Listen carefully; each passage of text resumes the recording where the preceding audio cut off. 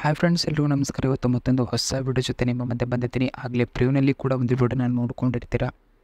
So ಅದೇ ರೀತಿಯಾಗಿರೋ ಒಂದು ವಿಡಿಯೋನ ಯಾವ ರೀತಿ ಎಡಿಟ್ ಮಾಡ್ಕೊಳ್ಳೋದು ನಿಮ್ಮೊಂದು ಅಲೈಟ್ ಮೋಷನಲ್ಲಿ ಅನ್ನೋದ್ರ ಬಗ್ಗೆ ನಾನು ನಿಮಗೆ ಇವತ್ತಿನ ಒಂದು ವಿಡಿಯೋದಲ್ಲಿ ತಿಳಿಸ್ಕೊಡ್ತೇನೆ. ತುಂಬಾ ಸಿಂಪಲಾಗಿ ನೀವು ಆ ರೀತಿಯ ಒಂದು ವಿಡಿಯೋನ ಎಡಿಟ್ ಮಾಡ್ಕೊಬೋದು. BGM ಇದೆ, ಓಕೆನಾ.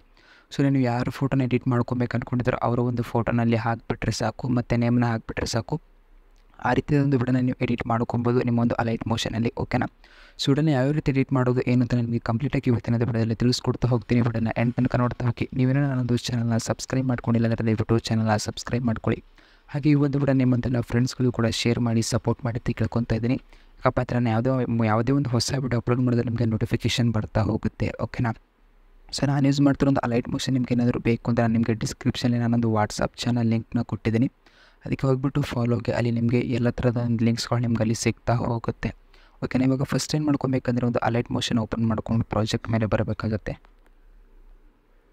ಪ್ರಾಜೆಕ್ಟ್ ಮೇಲೆ ಬಂದ ತಕ್ಷಣ ಇಲ್ಲಿ ಫುಲ್ ಪ್ರಾಜೆಕ್ಟ್ ಅಂತ ಕೊಟ್ಟಿರ್ತೀನಿ. ಜಸ್ಟ್ ಒಂದು ಫುಲ್ ಪ್ರಾಜೆಕ್ಟ್ನ ಓಪನ್ ಮಾಡ್ಕೊಬೇಕಾಗತ್ತೆ. ಸೊ ಒಂದು ಫುಲ್ ಪ್ರಾಜೆಕ್ಟ್ನ ಓಪನ್ ಮಾಡ್ಕೊಂಡಿದ ತಕ್ಷಣ ನಿಮಗೆ ಮಿಸ್ಸಿಂಗ್ ಫಾಂಟ್ ಏನಾದರೂ ಬಂತು ಅಂದರೆ ಫಾಂಟ್ ಲಿಂಕ್ ಕೂಡ ನಾನು ನಿಮಗೆ ಡಿಸ್ಕ್ರಿಪ್ಷನಲ್ಲಿ ಕೊಟ್ಟಿರ್ತೀನಿ, ಓಕೆನಾ. ಸೊ ಇವಾಗ ಈ ರೀತಿ ಫಸ್ಟ್ ಏನು ಬರಬೇಕಂದ್ರೆ ಇಲ್ಲಿ ಈ ರೀತಿ ಬರುತ್ತೆ, ಈ ರೀತಿ ಬಂದಿರುತ್ತೆ. ಸೊ ಇವಾಗ ಏನು ಮಾಡ್ಕೊಬೇಕಂದ್ರೆ ಇಲ್ಲಿ ಟೆಕ್ಸ್ಟ್ ಮೇಲೆ ಕ್ಲಿಕ್ನ ಮಾಡಿಕೊಂಡು ಎಡಿಟ್ ಟೆಕ್ಸ್ಟ್ ಮೇಲೆ ಕ್ಲಿಕ್ನ ಮಾಡಿಕೊಂಡು ನೀವು ಯಾರು ನೇಮ್ನ ಎಡಿಟ್ ಮಾಡ್ಬೇಕು ಅಂದ್ಕೊಂಡಿರ್ತೀರೋ ಅವರ ಒಂದು ನೇಮ್ನೇ ರೀಪ್ಲೇಸ್ ಮಾಡ್ಕೊಬೇಕಾಗತ್ತೆ. ಅಂದರೆ ರೈಟ್ ಮಾರ್ಕ್ ಮೇಲೆ ಕ್ಲಿಕ್ ಮಾಡ್ಕೊಬೇಕಾಗತ್ತೆ. ಸೊ ರೈಟ್ ಮಾರ್ಕ್ ಮೇಲೆ ಕ್ಲಿಕ್ ಮಾಡ್ಕೊಂಡ ತಕ್ಷಣ ನೆಕ್ಸ್ಟ್ ಇವಾಗ ಈ ಕಡೆ ಮುಂದ್ಗಡೆ ಸ್ಲೈಡ್ ಮಾಡಬೇಕಾಗತ್ತೆ. ಸೊ ಸ್ಲೈಡ್ ಮಾಡಿದ್ರೆ ಇಲ್ಲಿ ನಿಮಗೆ ಫೋಟೋ ಕಾಣಿಸ್ತಲ್ಲ. ಜಸ್ಟ್ ಒಂದು ಫೋಟೋ ಮೇಲೆ ಕ್ಲಿಕ್ ಮಾಡ್ಕೊಬೇಕಾಗತ್ತೆ, ಬ್ಯಾಕ್ಗ್ರೌಂಡ್ ಫೋಟೋ ಮೇಲೆ. ಇಲ್ಲಿ ಕಲರ್ ಆ್ಯಂಡ್ ಫಿಲ್ ಮೇಲೆ ಕ್ಲಿಕ್ ಮಾಡಿ ಇಲ್ಲಿ ಇಮೇಜ್ ನೇಮ್ ಕಾಣುತ್ತೆ, ಇಲ್ಲಿ ಜಸ್ಟ್ ಇದರ ಮೇಲೆ ಕ್ಲಿಕ್ ಮಾಡಿಕೊಂಡ್ರೆ ಗ್ಯಾಲರಿ ಓಪನ್ ಆಗುತ್ತೆ. ಅಲ್ಲಿ ನೀವು ಯಾರೋ ಒಂದು ಫೋಟೋನ ಎಡಿಟ್ ಮಾಡ್ಕೊಬೇಕು ಅಂದ್ಕೊಂಡಿರ್ತೀರೋ ಅವರ ಒಂದು ಫೋಟೋನ ನೀವು ಅಲ್ಲಿ ಇಂಪೋರ್ಟ್ ಮಾಡ್ಕೊಬೇಕಾಗತ್ತೆ. ಸೊ ಒಂದು ಫೋಟೋನ ಸೆಲೆಕ್ಟ್ ಮಾಡಿ ಪ್ಲಸ್ ಮೇಲೆ ಕ್ಲಿಕ್ ಮಾಡಿದ್ರೆ ಫೋಟೋ ರೀಪ್ಲೇಸ್ ಆಗುತ್ತೆ.